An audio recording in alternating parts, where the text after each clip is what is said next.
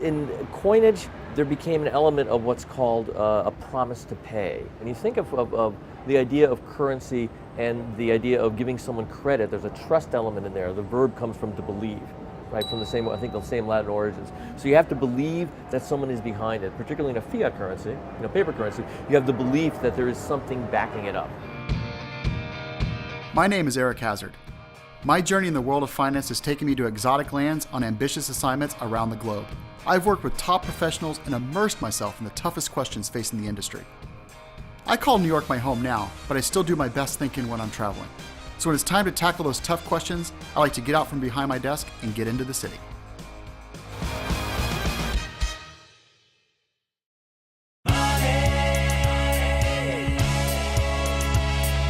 Last year I made a point to stop using cash and see how long I could go without using an ATM. Turns out it was really easy. I can use my phone to pay for food and cabs, and I can use my credit card for everything else. But that got me thinking, how do I know my money is actually moving from one place to another? I believe that it is, but how does that actually happen? Sometimes it feels like the further I get away from money, the less I understand it. So I asked two experts for their thoughts on the magic that is payments. When I was thinking about payments, again, to me, this is where I have the questions of so I think of it as just really wizards and warlocks. It's all magic to me. But how did we get there? Initially, you had, let's think of it in a couple different ways, from the bank side of it and from the merchant side of it. When you had cash, the bank involvement was relatively minimal. The bank is where you stored your value. You then took that cash and you went to the merchant. If you didn't have cash, they might have given you credit. So you can see the foundations of today's system there, because there was the notion of merchant relationship, and a merchant, you would either pay the merchant directly or the merchant would give you credit till the next time you come through. So kind of hold that thought, because that goes into the building of the foundations of the credit card world, which is a very profitable part of it for banks today. There's still a belief right now in today's fintech.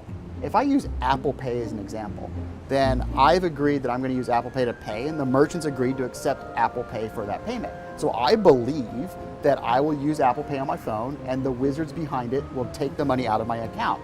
The merchant believes that Apple Pay and the unicorns behind that will debit the money from my account and pay them. So the belief is still a big part of this today. Absolutely it is. And that is why the trust of a brand, when someone new is trying to break into it, there can be a challenge, because that trust isn't always there. Let's talk about clearing and settlement for a second. This is part of the magic of the payments to me, and I think one that I know I don't understand enough, and I think a lot of people don't realize all of the behind the scenes stuff. So when we say clear, what do we mean by that?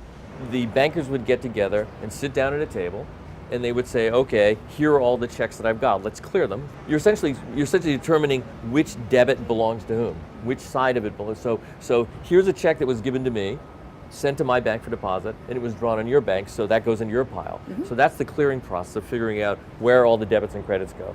And then the settlement process is at the end of a time period. They usually cut for one day or a particular time period for which they're clearing the checks. Then they will say, okay, here's the net amount that gets sent to you, here's the net amount that comes from me. There's the settlement process. So took that over to the payments world, same idea, because you're still debits and credits, you have to say who owes what. So in the clearinghouses, they were actually sitting down and recording how many go on which side, how many go on that side. That's a cumbersome process.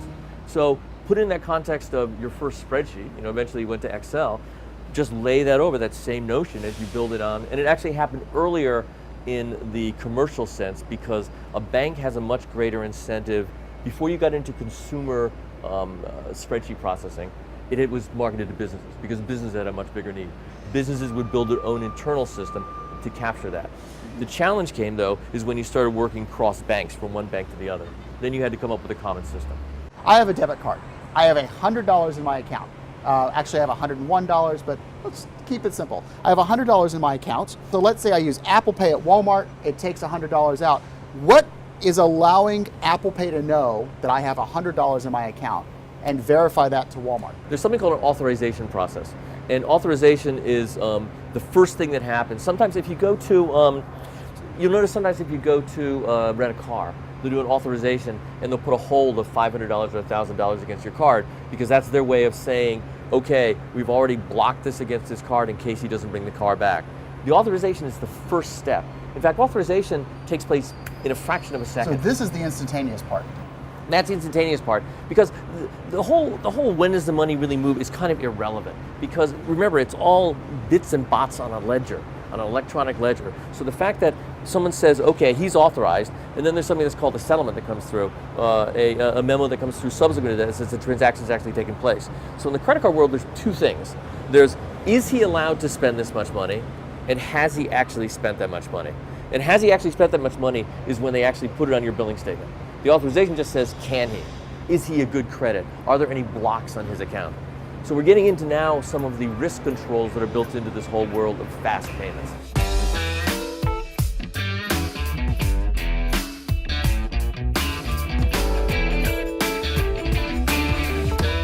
We talk about behavioral changes, and along the way you've pointed out to a number of different behavioral changes from payments. So now they use apps that will help them save and pay at the same time. Is there changes happening there? That's the play, because the payment itself is something we don't think about, we don't want to think about. So, I mean, the classic example would be Lyft or Uber, where you just touch a button and it's paid. The incentive there is more just convenience.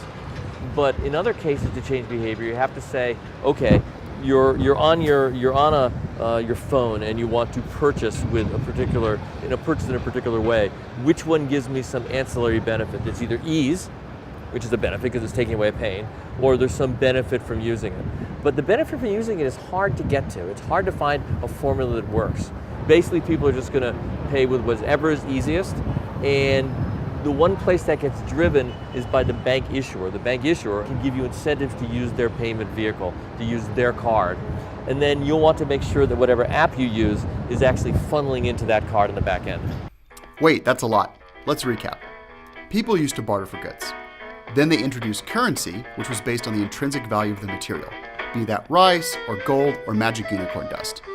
Fast forward a few thousand years to a paper society, where transactions are based purely on belief and trust, which is backed by banks. These banks used to record everything physically in ledgers, and they still do. But now they use spreadsheets, ACH, debit, and credit cards. It is still clearing and settling. In reality, the payment hasn't changed. Methods have just gotten more sophisticated. So, if we've gone from paper or cash society to an electronic one in the last 10 years, what will the next 10 look like? I think payments disappear. I think the mobile wallet metaphor that is used a lot is actually a misleading metaphor, because it comes from the physical world where you actually bring something to a place to pay. But in the future, the payment will be there embedded. Nobody goes into any kind of commerce situation saying, oh, I want to pay. They want to do or purchase or get whatever it is they're interested in, and the payment should just happen. It happen very automatically. So that's where the future is going, and that's where the battleground is shaping up. Because in certain cases, you'll have people who are wedded to their payment card. They say, I absolutely have to use this card because it gives me particular benefits. But in cases where it's up for grabs, where no one is, where in that portion of the population, of the buying population that's not wedded to a particular payment vehicle, you want to become that default. So that's where payment product issuers, banks mainly, are going to be fighting to make sure they become the default in the app that you're using, on the website that you're using. So when that click at the end of the transaction, the click to pay happens, it's your vehicle.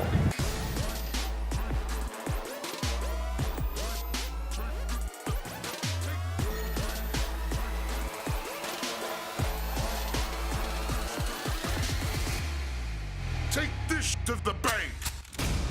To me, it used to be that you used payment primarily as to pay for a good, but now it seems like it's a little bit more about the data that you get from a payments as well and how that's informing future decisions. When you look at behavioral economics, trying to get someone to actually change behavior is an incredibly challenging thing to do. So the best and most successful ways to actually help people improve their lives is to tap into the behavior that already exists. And all of the historical innovation in payments has really made those rails really smooth, kind of seamless, kind of fraud-free. Now there's tons of innovation that can happen on top of that. And where are those rails taking us into the future? We talk about the innovation on top of that. How is that going to change the way that we pay for things, or how's it going to change our behavior around that?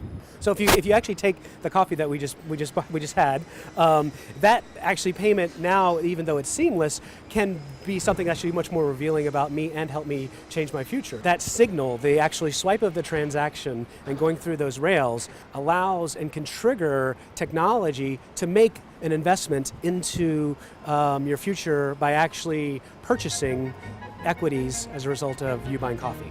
Is that just a little bit creepy though, from a perspective of how are you going to know what equities to buy based on my coffee purchase? So there's an expectation gap from the consumer around what the banks actually, the financial services institutions actually even know. So when you go to a restaurant and you pay for your meal, there's an expectation actually that what you ate is actually understood by the payments industry. And the reality is that's actually not true. They just know that you spent this much money at this location, at this restaurant. I almost think about this more in a Spotify model. That's right. Not a payment way, but where Spotify I pay a subscription fee, I get music, but I also get information on artists and all kinds of other services. Is that how you see the future of payments developing? If you take it back to behavioral economics, to try to get people to do things, right, you need to make it incredibly simple and you need to automate as much as possible. If you have significant cognitive barriers, people aren't going to change behavior and do the things, even if it is in their best interest. If you think about many of the societal challenges that we're faced with today, much of it is actually people being economically disenfranchised. So 75% of Americans don't have $1,000 saved in a savings account, and actually 50% of that 75% have zero. And so the idea of everybody paying and using that to either save money or potentially even invest money in the market is something that can be incredibly powerful, get high adoption without asking people to fundamentally change their behavior. Sounds really incredible, and I like this future you described. So where is this future? Is it a year from now? Is it 5 years from now?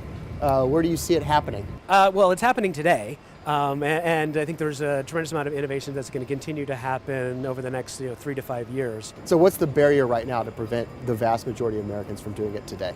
The reason why people don't always act in their financial best interest is it's too difficult. So we use platforms like Snapchat and other platforms like Facebook and so forth to tell the story in a very simple way that it's easy. Automation is the way to progress. I like that. So that's the future for you. Yes. Is about simplifying the payment process and making it easier for people to pay for and save Yes. their money. Yes. Correct. Okay. Manning, thank you so much. This has been a great Appreciate it. Thanks, conversation.